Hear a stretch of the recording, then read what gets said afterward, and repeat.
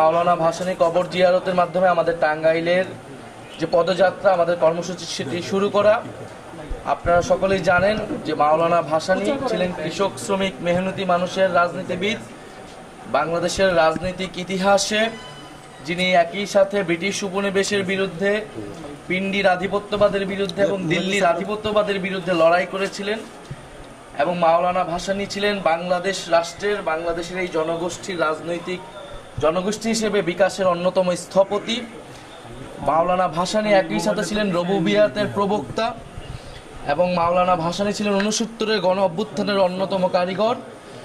ফলে এই মহান নেতার কবর জিয়ারতের মাধ্যমে আমরা আমাদের টাঙ্গাইলের কার্যক্রম, আমাদের পদযাত্রা শুরু করছি। এবং মাওলানা ভাসানী যেই রাজনীতি করে গিয়েছেন, যেই স্বপ্নের বাংলাদেশ, যেই মেহনতি মানুষের বাংলাদেশ প্রতিষ্ঠা করতে চেয়েছিলেন, জাতীয় নাগরিক পার্টিও সেই উদ্দেশ্যেই প্রতিষ্ঠিত হয়েছে। সেই দায়িত্বের রাজনীতি নিয়েই মাওলানা ভাসানীর পথ অনুসরণ করেই আমরা বাংলাদেশকে এগিয়ে নিয়ে যেতে চাই। একটি বৈষম্যহীন বাংলাদেশ আমরা প্রতিষ্ঠা করতে চাই। সেই জায়গা থেকে আমরা মাওলানা ভাসানীকে আজকে স্মরণ করছি শ্রদ্ধার সাথে জাতীয় নাগরিক পার্টির পক্ষ থেকে।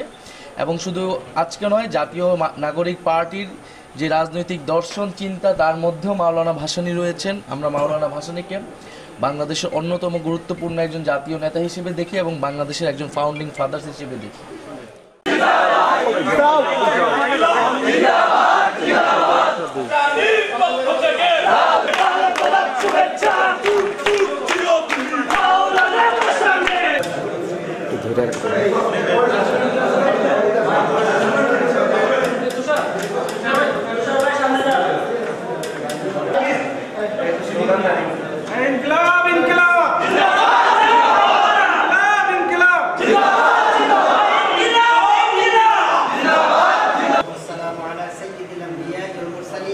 ربنا ظلمنا انفسنا وان يا رب العالمين হে পরওয়ারদিগার আলম ইয়া আল্লাহ আপনার কতগুলি মুহাম্মাদের সকলের দোয়া কি কবুল মঞ্জুর করুন।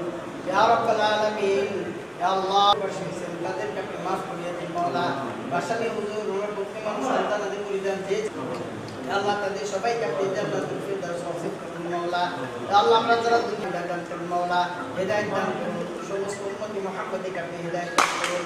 ইয়া রাব্বি দেখছেন মাওলা, ইয়া আল্লাহ সেই লক্ষ্মী মাওলা এনসিপি ইয়া আল্লাহ গঠন করা হয়েছে মাওলা, দুঃখীর পক্ষে থাকতে পারে, মুসলিমের পক্ষে থাকতে পারে, সেই তৌফিক দান করুন মাওলা।